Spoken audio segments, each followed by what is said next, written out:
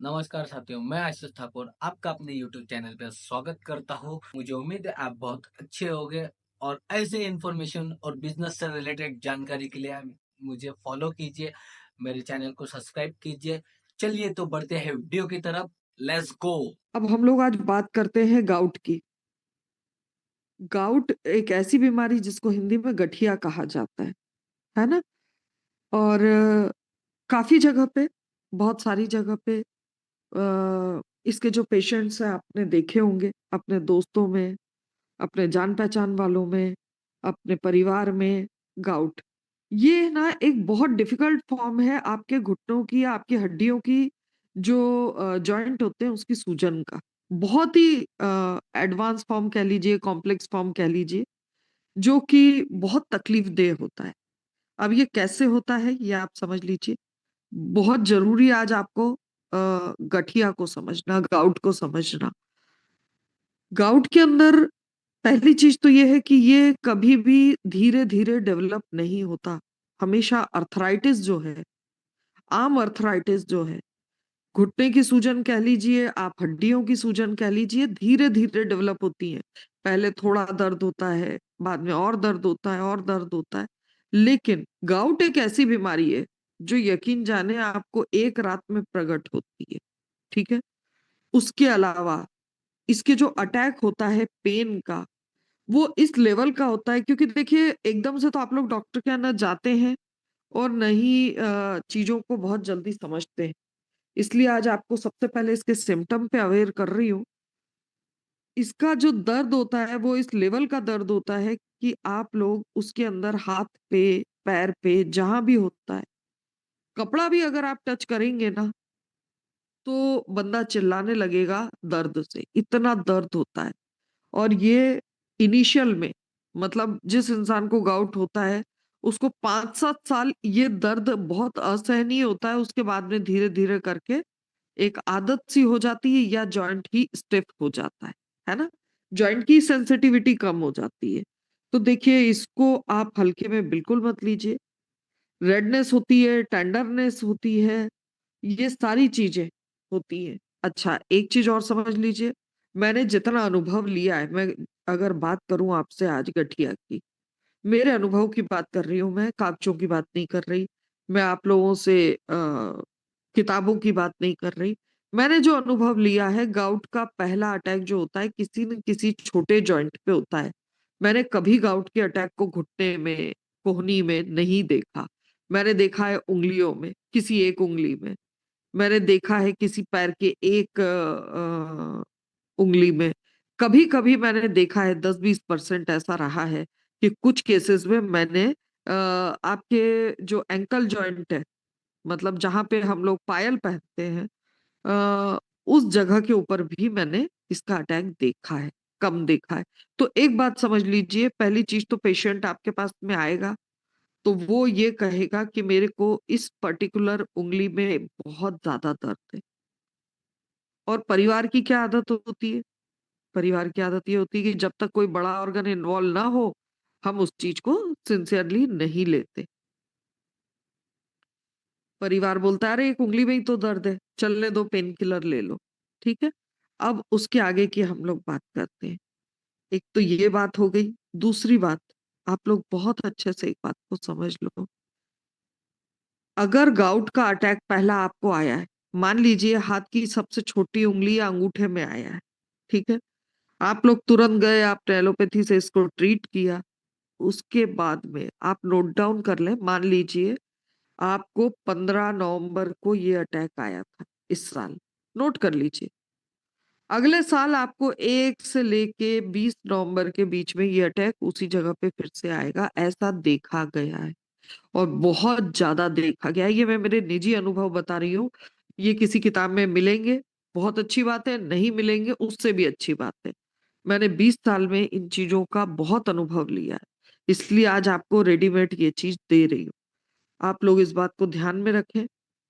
लिखा है, कई जगह लिखा भी है, लेकिन आ, हम लोग उन चीजों पे न जाते हुए ये बात समझ लें, अगर आपके कोई नियरेस्ट एंड डियरेस्ट फ्रेंड को है तो ये मत सोचिए कि आपने एक बार उसको ट्रीट करवा दिया एलोपैथी से ही सही। मैं जानती हूँ आप लोग पहले इस तरह लेवल का पेन रहता है, पहले एलोपैथी में जाते हैं, कोई बुराई भी नहीं है।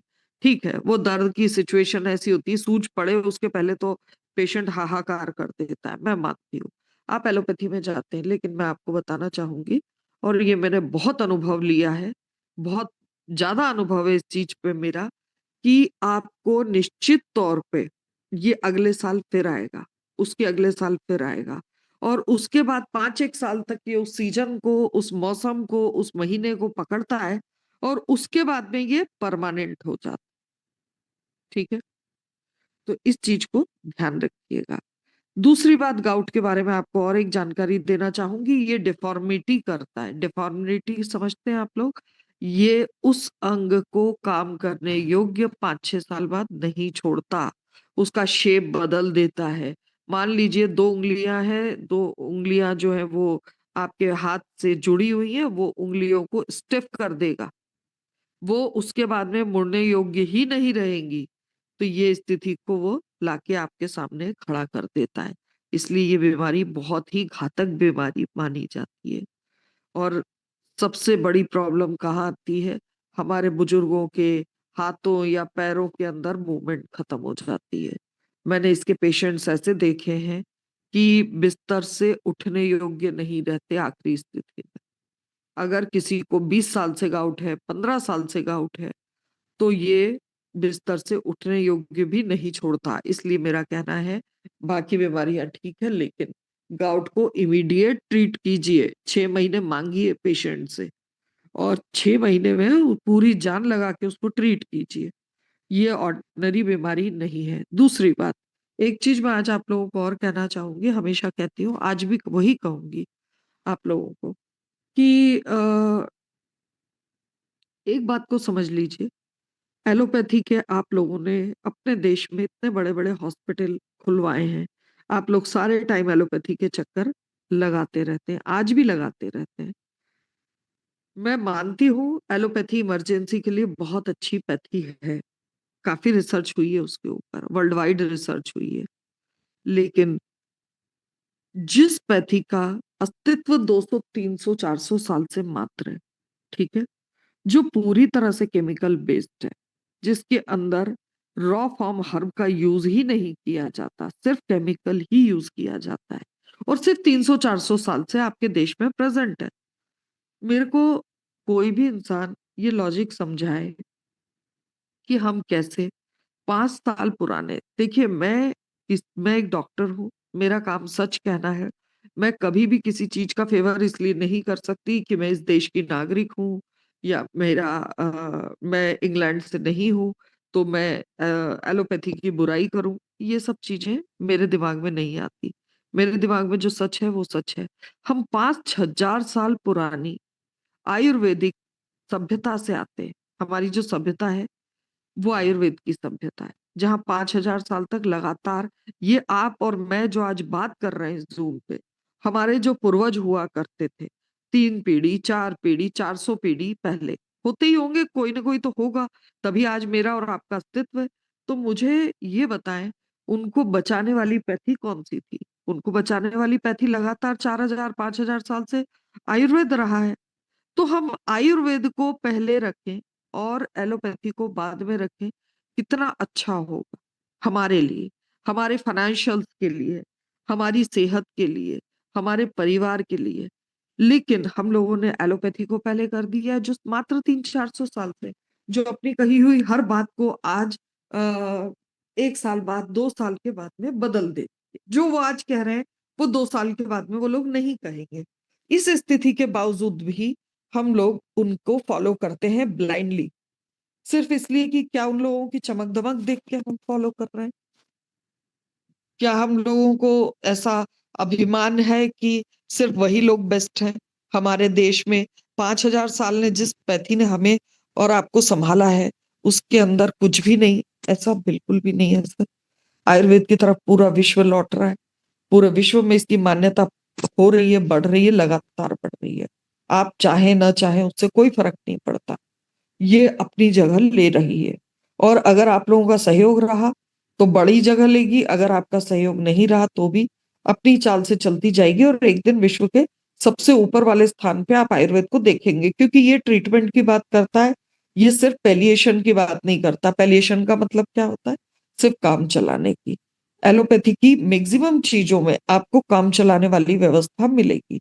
मैं आज आप लोगों को ये सब नहीं भी बोलती, लेकिन आज मेरे को इसलिए बोलना पड़ रहा है क्योंकि आज का जो टॉपिक है वो गाउट पे है ना, और गठिया के ऊपर है। गठिया के अंदर ये लोग कभी ट्रीटमेंट नहीं कर पाए, सिर्फ समय निकाल पाए, और समय निकालते निकालते हमारे देश के काफी नागरिक ऐसे हैं जो आज चलने फिरने से भी मोहताज हो गए। अगर समय पे ये लोग ही ये कह देते कि सर हम लोग सिर्फ आपको बुरे वक्त में, जब आपका दर्द बहुत ज्यादा है तो हम उस वक्त मदद कर देंगे, बाकी ट्रीटमेंट के लिए आप कोई और पैथी देख लो, तो कितना अच्छा होता। लेकिन कभी किसी ने कहा नहीं। चलिए, तो हम लोग वापस गाउट पे आते हैं। बहुत ज्यादा पेन, उसके बाद में डिस्कम्फर्ट, बहुत दर्द होता है, बहुत ज्यादा अटैक के बाद में डिस्कम्फर्ट आ जाता है। वो जगह, आपको जिस जगह पे इनको दर्द है आप देख के समझ सकते हैं, वो सूजी हुई मिलेगी और लाल मिलेगी। मैंने आपको जैसा कि बताया, उस जगह के जो मूवमेंट है वो भी आपको बहुत कम मिलेंगे, है ना, उसकी रेंज जो है बहुत कम हो जाती है उस पर्टिकुलर जगह की। अब कारण क्या क्या है? देखिए, कारण इसके जो है, वो सबसे महत्वपूर्ण कारण इसके अंदर जो एक है वो ये है कि यूरिक एसिड जो होता है बॉडी के अंदर, वो वहां पे जमा होने लगता है किसी भी छोटे जॉइंट पे। मैंने जैसा कि कहा, मैंने मैक्सिमम छोटे जॉइंट को पहले अफेक्ट होते देखा है। मैंने कभी भी किसी बड़े जॉइंट को अफेक्ट होते नहीं देखा। किसी को मैंने नहीं देखा कि घुटने में है, मैंने सीधे पहला अटैक घुटने पे आया हो, कोहनी पे आया हो, ऐसा मैंने नहीं देखा। मैंने जनरली आपको उंगलियों से, पैरों की उंगलियों से, यहाँ से मैंने इसके अटैक देखे हैं। अब होता क्या है? होता यह है कि इसमें क्रिस्टल जो होते हैं यूरिक एसिड के, वो आपके किसी जॉइंट के अंदर जमा हो जाते हैं। किसी न किसी जॉइंट के अंदर जब वो जमा हो जाते हैं, तो उस स्थिति के अंदर पेन होने लग जाता है, बहुत ज्यादा दर्द होता है, और पेशेंट की ये स्थिति हो जाती। अब हम लोगों को इसके अंदर क्या क्या करना है? चूंकि ये एक लाइफस्टाइल से जुड़ी हुई समस्या भी है ना, लंबी चलने वाली बीमारी है, आपकी लाइफस्टाइल से भी अफेक्ट होती है। तो हम लोगों को करना क्या है इसको ठीक करने के लिए? हमें एक चीज ध्यान रखना है, ये सारी कहानी सिर्फ और सिर्फ एक चीज लिखती है, वो है यूरिक एसिड। अब यूरिक एसिड में दो तीन चीजों को आप ध्यान रखेंगे। पहली चीज तो हमारा यूरिक एसिड का इंटेक कम हो, मतलब हम लोग बॉडी के अंदर कम ले। हमारी बॉडी में जो यूरिक एसिड है उसको किडनी बाहर कर दे कैसे भी करके, है ना। उसके अलावा हम लोग ये देखते हैं कि यूरिक एसिड से हम लोग ये जॉइंट में डिपोजिशन से कैसे बचे। तो मैं इन तीन चीजों पे पहले आप लोगों को बताऊंगी। सबसे पहला तो ये है कि आप लोग जैसे ही यूरिन का एग्जामिनेशन कराते हैं, आपको पता चलता है कि यूरिक एसिड बढ़ा हुआ है ना, वहां पे आपको तुरंत दो चार चीजों को ध्यान रखना है। पहली चीज, आप लोग ये जितने भी बेवरेज लेते हैं, है ना, कौन से बेवरेज, जो आपके कोल्ड ड्रिंक्स होते हैं, या आप लोगों के जितने भी तरह के, ये अलग अलग आजकल फ्रूट ड्रिंक्स भी चले, ऐसा नहीं है, मैं ये नहीं कहूंगी सिर्फ कोल्ड ड्रिंक, बल्कि आप लोग जैसे ये माजा वाजा ले रहे हैं, इस सब के अंदर फ्रक्टोज है ना। और जहां जहां फ्रक्टोज है वहां पे आप लोग थोड़ा सा पीछे हट जाओ, मत लो। उसके अलावा जो रेड मीट है, इसको भी उसी वक्त जैसे ही आपको पता चलता है, आप इसको तत्काल प्रभाव से रेड मीट को लेना बंद करो कुछ दिन के लिए। उसका कारण है, देखिए सर, आज ट्रीट हो गया तो हो गया, डिफॉर्मिटी आने के बाद में अगर ट्रीट हुआ तो मैं आपको बताना चाहूंगी, आप और मैं उस डिफॉर्मिटी को करेक्ट नहीं कर सकते, उस जॉइंट को रिकवर नहीं किया जा सकता। मैंने मेरे घर में ही एक परिवारजन को, आज से 20 साल पहले, तब मेरे को मैं डॉक्टर थी लेकिन गाउट के लिए मुझे इस लेवल पे मैंने पेशेंट ही नहीं देखे थे। जिस वक्त की मैं बात कर रही हूँ, मुश्किल से 4-5 पेशेंट देखे थे, और गाउट के अंदर मैंने अपने खुद के परिवार में एक सदस्य को ऐसे देखा है कि वो महिला 90 साल की उम्र में चलने फिरने से मोहताज हो चुकी थी, उनके सारे हाथ पैर तिरछे हो गए थे। अब आप भी उनको कितना भी उठा के बैठाओ, कुछ भी करो, उनका कोई जॉइंट का मूवमेंट रहा ही नहीं था। और जब कोई जॉइंट का मूवमेंट ही नहीं है, तो वो स्थिति इतनी डिफिकल्ट हो गई थी कि वो एक आधा घंटा भी नहीं बैठ पाती थी बेड पे। उनको सिर्फ पड़े रह के समय का इंतजार करना था कि कब उनको इस शरीर से मुक्ति मिले। ऐसी स्थिति मैंने गाउट के लास्ट स्टेज पे देखी, और 30 साल की उनकी 30 साल से उनकी हिस्ट्री में था गाउट। 30 साल तक उन्होंने झेला था गाउट को। तो मैं आपसे कहूंगी, सबसे पहले तो इसको यहीं रोक दो, गाउट आगे बढ़ना ही नहीं चाहिए। अब इसमें क्या है, आप लोगों को सबसे पहला ध्यान ये देना है, रेड मीट को बंद करो। उसके अलावा जो बेवरेजेस हैं, जो आप लोग ये कोल्ड ड्रिंक के नाम पे, आप लोग फ्रूट ड्रिंक के नाम पे जो पी रहे हो, इसको भी बंद करो, कोई जरूरत नहीं है। अल्कोहल का कंजम्पशन मैं हमेशा ही आप लोगों को बोलती हूँ, इसको रिस्ट्रिक्टेड करो। और सबसे बड़ी चीज एक और है, उसको ध्यान रखना, बियर। बहुत सारे लोगों ने बियर का जस्टिफिकेशन ये दे के रखा है कि किडनी को क्लियर करती है। भाई ऐसा कुछ नहीं करती। सबसे ज्यादा अगर दिक्कत कहीं से आती है गाउट के पेशेंट को, तो बियर से आती है। इस बात को ध्यान रखो। बियर तो बिल्कुल प्रोहिबिटेड, तत्काल प्रभाव से करवा दो। मेरे को उसके सारे बियर के कारण निवारण भी मालूम है, लेकिन अभी मैं सुबह सुबह आप लोगों का समय वेस्ट नहीं करूंगी। किसी दिन कोई सवाल रहा तो मैं बताऊंगी कि बियर से क्यों हो रहा है ना। अभी तो आप लोग सिर्फ मेरी बात को समझ के मान लो कि बियर को बंद करो। दूसरी बात, अगर पेशेंट ओवरवेट है तो उसको बोलो कि ये जैसे ही गाउट का अटैक आपका जाएगा, उसके बाद में आपको अपने वेट पे काम करना है। अगर पेशेंट ओवरवेट है, आपको तत्काल उसको वेट रिडक्शन के लिए कहना है। अदरवाइज आप जितना ज्यादा वेट लेके चलोगे उतना डिफिकल्ट होगा यूरिक एसिड को बॉडी से डाउन कर, है ना, उतना ज्यादा डिफेक्टिव हो जाएगा। तीसरी बात, अगर उसको आपके गाउट के साथ में कोई और भी बीमारी है, मान लीजिए डायबिटीज है, मान लीजिए ओबेसिटी है, मान लीजिए हार्ट की प्रॉब्लम है, किडनी की प्रॉब्लम है, आप उसकी जो, या अनट्रीटेड हाई ब्लड प्रेशर है, ये भी ध्यान रखिएगा। तो वहां पे आप लोग उसको कहिए कि ट्रीटमेंट बराबर से ले, अपनी लाइफस्टाइल डिसीजेस को मैनेज करने की कोशिश करें, है ना। इन सब चीजों को आप लोग ध्यान रखिए। कुछ मेडिसिन भी ऐसी होती हैं जिसकी वजह से भी यूरिक एसिड बढ़ता है, वो सारी एलोपैथी की मेडिसिन होती है। तो हमें उनको देख के और समझना पड़ेगा कि कौन सी मेडिसिन चल रही है और कौन सी मेडिसिन में आपको कमी लाने से ये बीमारी कम हो जाएगी। वो सारी वही होती है लाइफस्टाइल डिसीजेस वाली आपकी मेडिसिन। आप अगर डायूरेटिक ले रहे हो, मतलब बार बार यूरिन आने के लिए कुछ ले रहे हो, या इस तरह की जो भी दवाइयाँ डॉक्टर ने आपको दी है, एलोपैथी वालों ने, वो आपकी गाउट को और ज्यादा बढ़ाती है। ठीक है, मतलब ये हुआ कि आप साधारण भाषा में समझो कि आपकी हार्ट की प्रॉब्लम की जो दवाइयां हैं वो गाउट को बढ़ा सकती हैं, आपकी डायबिटीज की प्रॉब्लम की जो दवाइयां हैं वो आपके समस्या को बढ़ा सकती हैं। ये सारी चीजें जो होती हैं, इन चीजों के ऊपर थोड़ा नजर रखो। और क्लियर सी बात है, एलोपैथी अगर आपकी एक बीमारी ठीक करती है तो दूसरी तो आपको बोनस में देके जाती ही जाती है। अब आगे चलते हैं। अगर आपकी फैमिली में हिस्ट्री है गाउट की, तो और ज्यादा अवेयर रहिए, है ना, थोड़ा सा ज्यादा अवेयर रहिए। इसके अंदर आप पहले अटैक पे ही संभल जाएं तो बहुत अच्छा होगा। उसके अलावा हम लोग जो बात करें, तो देखिए, ये चूंकि आज एक 30 साल पुरानी एक रिसर्च थी जिसके अंदर ये मेंशन था कि जेंट्सों को ज्यादा होता है ना। अभी तो इसके अंदर भी चैलेंज आ गया है, महिला और पुरुषों को बराबर होता है। इनफैक्ट मैं आप लोगों को बताना चाहूंगी कि मेनोपॉज के बाद महिलाओं को यूरिक एसिड की प्रॉब्लम ज्यादा हो रही है ना। तो अब वो समय नहीं रहा। फिर भी हम लोग ये मानते हैं कि जेंट्सों को, चूंकि अल्कोहल कंजम्पशन साथ में, सिगरेट का कंजम्पशन साथ में है, उसके अलावा रेड मीट ज्यादा खा रहे हैं, तो उससे हो सकता है ना। लेकिन अब रेशो में बहुत बड़ा डिफरेंस नहीं रह गया। 30 साल पहले तक ये डिफरेंस हुआ करता था। अगर ये मान लीजिए गाउट को आपने एलोपैथी से लगातार ट्रीट किया, तो इसके अंदर डिस्फंक्शन उस जॉइंट का हो जाता है ना? जॉइंट का डिस्फंक्शन ये करा देता है।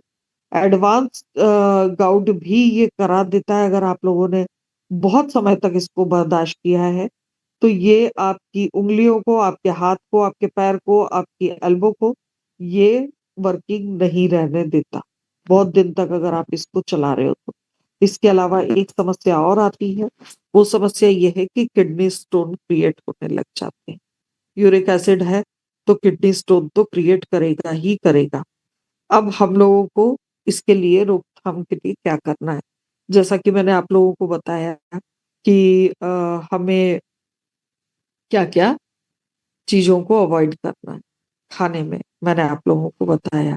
इसके अलावा जो गाउट के पेशेंट है, अगर 1 या 2 अटैक आए हैं जीवन में, आप उन लोगों को एक ही चीज़ कहिए, आप लोग जितना फिज़िकली एक्टिव रहेंगे, उतना ज़्यादा ये चीज़ जो है आपको सपोर्ट करेगी। फिज़िकली एक्टिव होना आपकी बीमारी को भगाने में सपोर्ट करेगा। लेकिन मैं इसके अंदर कभी भी जिम को ऐड नहीं करूँगी। ध्यान रखिएगा, जिम जाने से, हायर एक्सरसाइज करने से हो सकता है कि आपके अंदर और यूरिक एसिड का स्तर बढ़े। उसका कारण है जितनी ज़्यादा मांसपेशियाँ आपकी ब्रेक होंगी, क्योंकि जिम में तो आर्टिफिशियली आपकी मांसपेशियाँ ब्रेक कराई जाती हैं और वहाँ पे आपके बॉडी के अंदर यूरिक एसिड का स्तर बढ़ेगा मांसपेशी ब्रेक होने से।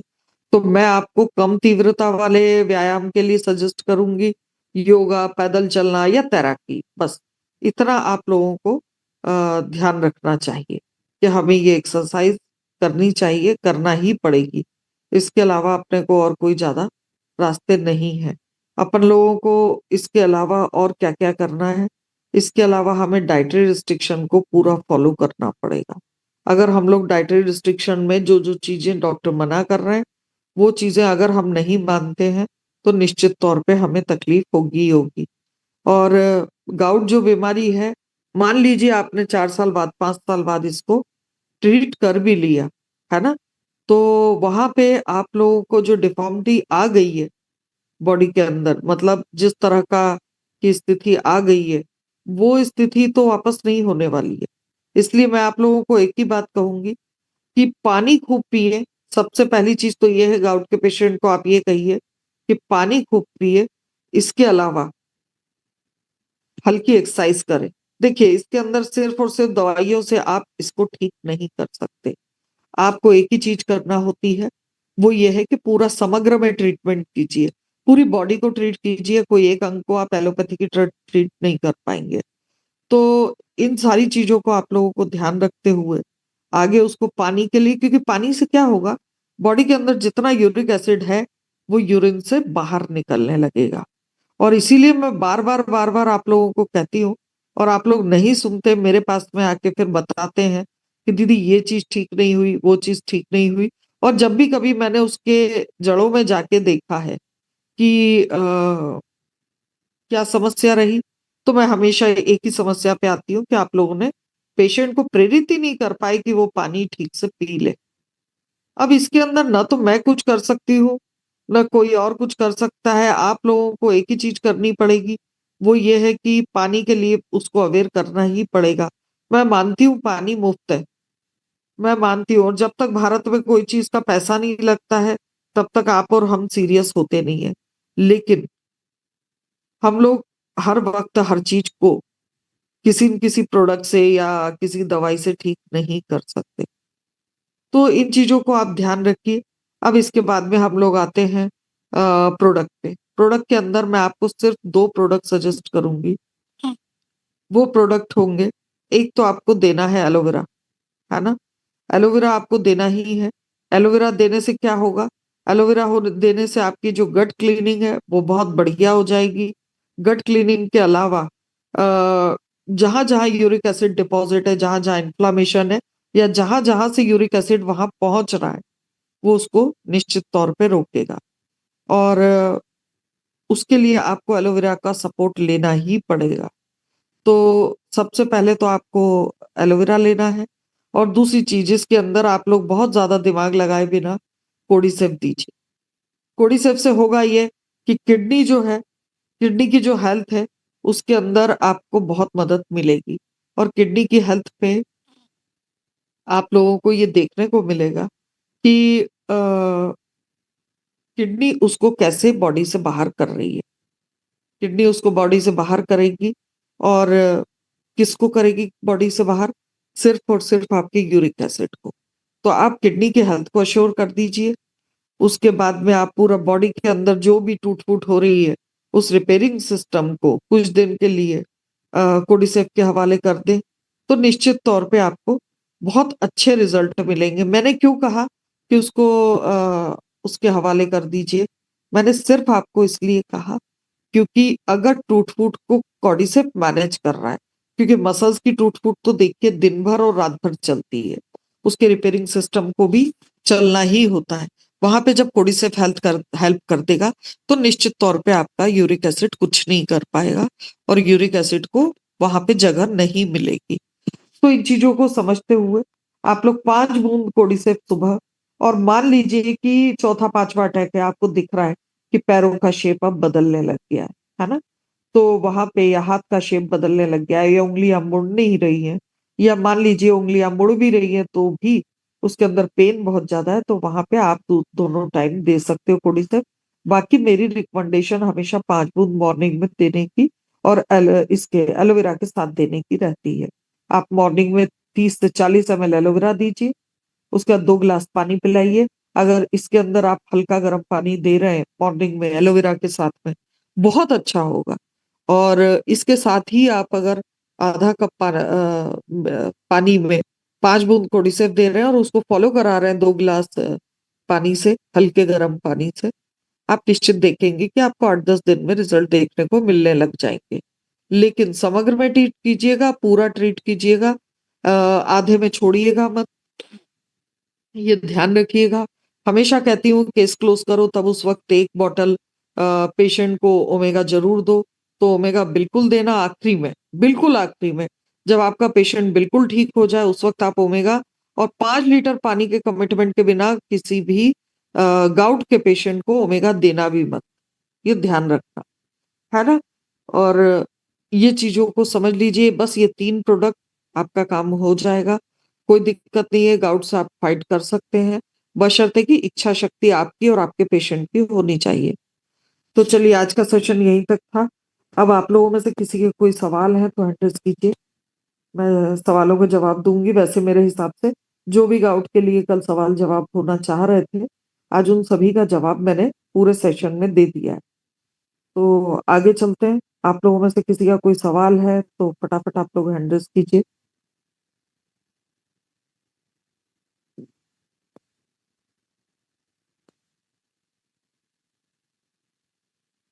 जी सर, विरम सर, आप अपने आप को अनम्यूट कर सकते हैं। धन्यवाद। Good morning. ये गुड मेरे एक मॉर्निंग सर। सवाल है।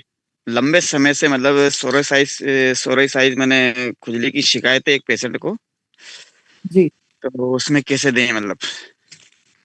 आप कितने दिन से लीव बेनिफिशियल से जुड़े हुए हैं? मैं तो अभी आया हूँ लगभग सितंबर सितंबर से। अच्छा, तो यहाँ पर अ, नया मिला मुझे। जी जी जी, एलोवेरा और गर्गी सोरा दीजिए, है ना? ये और एक तो एलोवेरा, एक क्या देना मैम? एलोवेरा देना है और गर्गी सोरा देना है ना? जी जी जी जी। ठीक है, ठीक, धन्यवाद। Okay sir. चलिए, जी जोशी जी, संजीव जोशी जी बताएं। अ, जी प्रणाम मैडम। मैं ये थोड़ी सी जानकारी ले रहा था कि ये जो गाउट है मैडम, ये जो एड़ियों में दर्द होता है अचानक, उसमें भी हाँ, गाउट का ही रहता है क्या इसमें? जी। 50% गाउट है सर, और 50% आप ये कह सकते हो कि हमारे चलने फिरने की जो तरीका होता है उसके अंदर सूजन भी हो सकती है। लेकिन हाँ, 50% गाउट के चांसेस भी होते हैं। जी। ठीक है।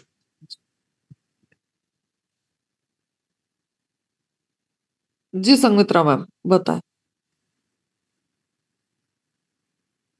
Good morning ma'am.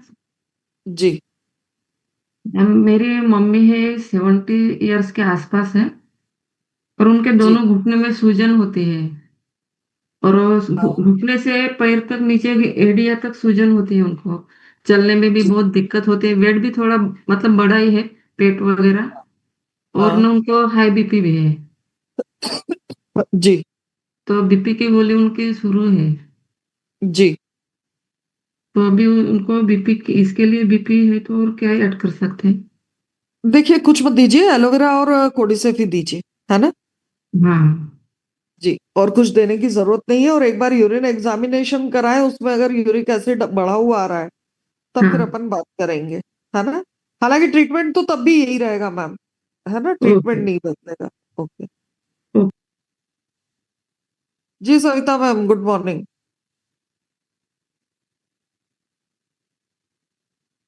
अनम्यूट कर लो अपने आप को। Yes ma'am, good morning. जी मैम, बताएं। मेरे को ये जो आपने बताया था कि बेवरेज और रेड मीट, इसको एक बार और एक्सप्लेन करेंगे, मेरे को समझ में नहीं आया था।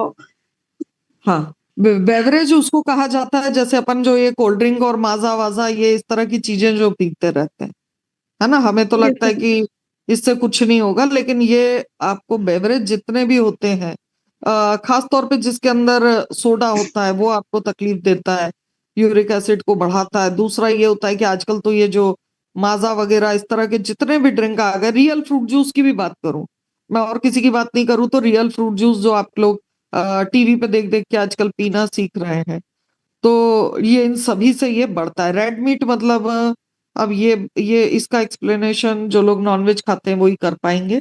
रेड मीट मैं खुद भी बहुत ज्यादा नहीं समझती, तो ये तो आप अपने गोलू भैया से पूछ लेना, है ना। Okay ma'am, thank you. जी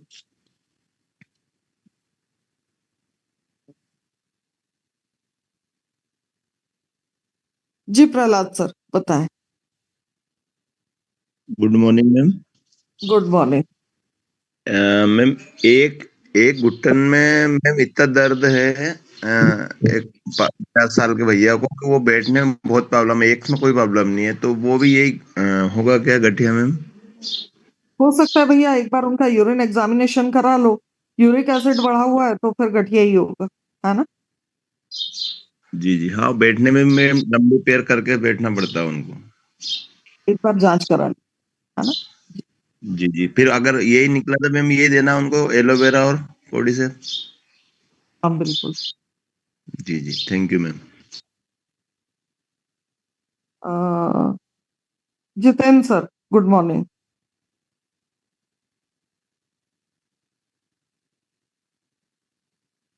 अपने आप को अनम्यूट कर लें। गुड मॉर्निंग दीदी। जी मेरा जी सवाल था, मेरे एक पेशेंट को ना ये जो गठिया यूरिक एसिड का जो प्रॉब्लम है उसमें तो बढ़िया रिजल्ट मिला है, लेकिन उनके जो हाथों की कोहनी तक का जो एरिया है ना वहां पर छोटी छोटी गांठें हो चुकी है। तो उसमें उनको कुछ रिलीफ नहीं हो रहा है, करीबन 1 महीना तो हो चुका है उनको। हाँ हाँ मेरे को एक फोटो भेज दीजिएगा ना, किस तरह की गांठें, मैं एक बार देखूंगी, है ना। जी जी बिल्कुल दीदी। उसमें यूरिक एसिड में तो बढ़िया रिजल्ट मिला है उनको। एलोवेरा, सिर्फ जी एलोवेरा हमने ना 50 ml और स्टार्ट किया था और 4 बजे 30 ml दिया था, तो बहुत उसमें बढ़िया। उनको बहुत बढ़िया रिजल्ट मिला था। हाँ पानी हाँ का हाँ, और 1.5 क्या क्या पाँच दे पाँच रहे हो। लीटर जी। एलोवेरा के अलावा कुछ दिया है। एलोवेरा के अलावा हमने वो बॉन्ड केयर स्टार्ट कर दिया था उनको। हाँ ठीक है, मेरे को हाँ एक बार फोटो भेज देना, है ना। जी दीदी, धन्यवाद धन्यवाद। ओके। देखिए एक चीज और ऐड करना चाहूंगी, अगर गठिया नया नया है तो आप लोग एक चीज और कर सकते हो कि गठिया का अटैक जब चला गया है, 1 महीने हो गए हैं, आप लोगों ने 2 महीने तक कोडिसेप दे दिया है, तो उसके बाद में आप लोगों को एक बार बोन केयर भी एक डिब्बा दे देना चाहिए। क्योंकि अगर ये एक अटैक ही आपका एक अटैक पर रह जाता है तो आप लोग इस रिदम को अगर तोड़ देते हो तो गठिया वापस नहीं आता। लेकिन अगर ये रिदम अगले साल फिर आ गई तो ये नहीं होना चाहिए, इसलिए अभी जो रोकथाम के लिए करना है वो कर दो, है ना। जी राम अवतार जी गुड मॉर्निंग। जी, गुड मॉर्निंग चरणेश्वर दीदी। ये जैसा बहुत अच्छा हमारे रहा आज आपका सेशन, बहुत बढ़िया। जी, जी, आज मुझे ऐसा लगा धन्यवाद। कि आप सेशन रिपीट करने के लिए हमें जी, आपकी जरूरत अक्सर पड़ती रहेगी। बहुत बढ़िया रिपीटेशन था। बस आपके अनुभव को ही ग्रहण करने की कोशिश कर रहे हैं कि जिससे हम लोगों को एक अच्छा लाभ आपकी अनुपस्थिति में भी देने का प्रयास करें, क्योंकि एक चारों तरफ से मात्र आपसे ही संपर्क लोग करेंगे तो हम लोग तो फिर आप पे एक भारी लोड पड़ेगा, इसलिए प्रयास करते हैं कि हम भी थोड़ा बहुत आपकी नॉलेज को लेने का और नीचे ट्रांसफर करने का प्रयास करें। नहीं, बहुत अच्छा रहा। जी बताएं। जी, जी। ये जैसे अभी हमारे आदरणीय संजीव जी सर ने पूछा था, तो वही एक जैसे आज ये आम बात होती है कि एड़ी की हड्डी बढ़ गई है, और ये जी मेरे दिमाग में बड़े एक टेंशन देता है कि हड्डी बढ़ना ये एक नेचुरल शरीर की प्रोसेस को छेड़छाड़, और वो फिर पता लगा कभी कभी ठीक भी हो जाती है। हड्डी यदि बढ़ गई तो वो घट कैसे सकती है, तो ये वाकई में बिल्कुल, क्या है थोड़ा? जी, ये वही है जो आप समझ गए आज। जी, जी, हड्डी जी, बढ़ती नहीं है, ये यही यूरिक एसिड डिपॉजिट हो जाएगा ना, तो अपने को यही जी, जी, लगेगा कि हड्डी बढ़ गई है। हड्डी वड्डी कुछ नहीं बढ़ती, तो यूरिक एसिड डिपॉजिट होने से तकलीफ बढ़ती है, और यूरिक एसिड निकल जाता है कई बार, तो वो वापस अपने उसमें आ जाती है, लेकिन ज्यादा समय के लिए नहीं, 1-2 साल में फिर अटैक आ जाता है उसका। और जैसे अब वही बात चल रही थी, आपने कहा कि ये एलोपैथी साइंस 300-400 साल पुराना है, तो अब यहाँ पर ऑपरेशन करती हैं कोई हड्डी बढ़ने का, अब क्या निकालती हाँ। हैं, फिर कौन सी हड्डी काटती हैं वो? कुछ भी नहीं, वहां का थोड़ा सा मांस निकाल दिया जाता है। हाँ, हाँ, जी, जी, जी। जी, है ना। ये तो एलोपैथी वालों की कला है ना, कुछ तो आपको निकाल के हाथ में देना ही है। हाँ, आत्म देना सही है, सही है। वो जी समस्या वो ठीक होना ही नहीं है, वो तो समस्या है ही जैसी तस रहेगी। हाँ, वो एक समस्या ठीक करके दूसरी दे देते हैं, है ना। जी, जी, बिल्कुल। जी, जी, जी, थैंक यू। ओके। तो जी Meena ma'am, good morning. Very good morning ma'am. बहुत सुंदर। मैम एक बात पूछना था, जैसे अभी यूरिक एसिड का हुआ है और अक्सर अ, हम देखते हैं कि जैसे अभी हमारे पास एक दो पेशेंट्स है जो बुजुर्ग है, उनको हम लोग जैसे कॉर्डिशेप दिया है, जैसे घुटनों का दर्द है, उनको बोन केयर दिया है, फिर भी जी उनको वो सब देने के बाद रिलीफ मिलने के बाद फिर भी एक ऐसा होता है कि 15-20 दिन या 1 महीने के बाद उनका दर्द एक दो पेशेंट का ऐसे देखा कि काफी तेज हो जाता है। तो उनका तो यूरिक एसिड हमने चेक नहीं किया है। ऐसा क्यों होता है मैम? एक तो यूरिक एसिड चेक करवा लीजिए। दूसरा क्या होता है मैम, अभी जो स्थिति चल रही है इस वक्त में, अगर अभी अभी के 3-4 महीने के पेशेंट हैं, तो क्या होता है, आप कितना भी ट्रीट करने की कोशिश करो, ये जो ठंड है, बहुत तेज वाली जो ठंड है, इस ठंड के अंदर तकलीफें कई बार वेदर की कंडीशन की वजह से भी बढ़ती है ना। आपका उसके अंदर कोई रोल नहीं है, आपका ट्रीटमेंट बिल्कुल सही चल रहा है। और दूसरी बात, ये तकलीफें तब भी बढ़ती हैं जब पेशेंट आपको तो कह रहा है कि मैं एक्सपेक्टेड वाटर पी रहा हूँ, लेकिन वो सच बात तो ये है कि वो नहीं पी रहा है ना। तो वो दर्द एकदम चमक के साथ में चलता है, लेकिन वो ठीक भी हो जाता है। वो ठीक भी हो जाता है। मेरे पास भी अभी कुछ ऐसे पेशेंट आए जिनको दर्द बढ़ा है, लेकिन वो ठीक भी हो जाता है थोड़े दिनों के बाद। तो घबराने की जरूरत नहीं है उसमें। हाँ मैम सही है। और ऐसा अक्सर होता है मैम कि जैसे काफी समय होने के बाद एक ना नॉर्मल आ जाते हैं, शुरू के दौर में पानी काफी अच्छा पीते हैं और बाद में फिर वो बोलते हैं, और फिर बोलते हैं नहीं हमने तो 4 लीटर के ऊपर पानी पी लिया, जो पॉसिबल नहीं होता है। मैंने उनको यही बोला है। और एक्सट्रीम लेवल का जब दर्द बढ़ता है तो उनको कहा है कि आप एक पेन किलर ले लीजिए, पर आप उसको उसमें ये मत होइए, इस तरह से बोलकर फिर दूसरे 2-3 दिन में वो नॉर्मल हो जाते हैं, बहुत ज्यादा बढ़ने पे, तो क्योंकि सही वो बोलते हैं, बुजुर्ग होते सिर्फ आप हैं। गर्म पानी दें उस वक्त में। गर्म पानी दें। जी मैम। हाँ, ये जो ओ- अभी अभी वेदर चल रहा है ना मैम, आप खुद देख हम्म, रही होंगी, मुझे अभी नागपुर के बारे में ज्यादा जानकारी नहीं है, लेकिन एमपी में अभी पूरी तरह से कुछ 4-5 दिन तक ठंड बहुत कम हो गई, लेकिन अभी फिर से वापस ठंड बहुत तेज बढ़ी है। तो ये जो सडन चेंज होता है वेदर का, ये वैसे भी बुजुर्ग लोग नहीं झेल पाते, लेकिन अगर इसके अंदर कोई बीमारी है तो और तकलीफ बढ़ जाती है ना। हाँ जी ma'am, thank you thank you. Okay ma'am. जी शेख सर सोलापुर से बताएं। Good morning. अपने आप को अनम्यूट कर लीजिए। चलिए, शायद अनम्यूट नहीं हो पा रहा है। श्वेता मैम बताएं। Good morning. Good morning ma'am. Ma'am एक 48 एज की महिला है, उनका वेट भी 80 है। उनको ना जॉइंट में जो है ना बहुत ज्यादा, जैसे आपने शुरू में बताया कि ऐसे हाथ कपड़ा भी रखो तो तकलीफ होती है, तो वो पूरा फूल गई थी मैम। उसको कॉडी शेप और अपना एलोवेरा वगैरह चालू है अभी तो वो पूरा फूल गए थे और फिर उनको बहुत ज्यादा ही दर्द हो रहा था, कपड़ा भी सहन नहीं हो रहा था, हाथ पैर भी। और 4 लोगों ने उठा के उनको गाड़ी में डाले और फिर डॉक्टर के पास लेके गए, तो उतना तकलीफ, उनको अटैक जैसा आया वो एक दिन के लिए। तो लेकिन जब उनकी ब्लड टेस्ट करवाई तो साथ में उनको थायराइड भी निकला और कोलेस्ट्रॉल भी उनका बढ़ा हुआ है। जी। तो उसको तो अभी मैम मैंने कॉडी शेप और एलोवेरा तो दिया हुआ है, साथ में नारी शक्ति भी पीने के लिए बोली हूँ, थायराइड है तो। जी, ठीक है ना। आपने अगर कोडिसेफ और एलोवेरा दे रखा है और नारी शक्ति अगर आप 1 महीने बाद भी देंगी तो चलेगा। लेकिन ये चलेगा ना? स्थिति अभी कितने दिन हुए पेशेंट को? पेशेंट को अपना एलोवेरा और कॉडी शेप वगैरह जा रहा है तो खाली 8 ही दिन हुए हैं मैम। ठीक है, 8 दिन के हाँ। अंदर काफी असर आपको देखने को मिलेगा, है ना? हाँ, तो वो बोल रहे थे कि मैम आपका दवा लेने के बाद अटैक आया है, ऐसा अटैक पहले नहीं आया था। तो हाँ। और जो बीमारियां भी जो उभर के आई है ना मैम, तो वो दवा हाँ। देने के बाद आई है। हाँ मैम, ये मतलब कई बार होता है। हालांकि हाँ 1000 पेशेंट में 4 पेशेंट को होता है, लेकिन कई बार मैंने भी देखा है।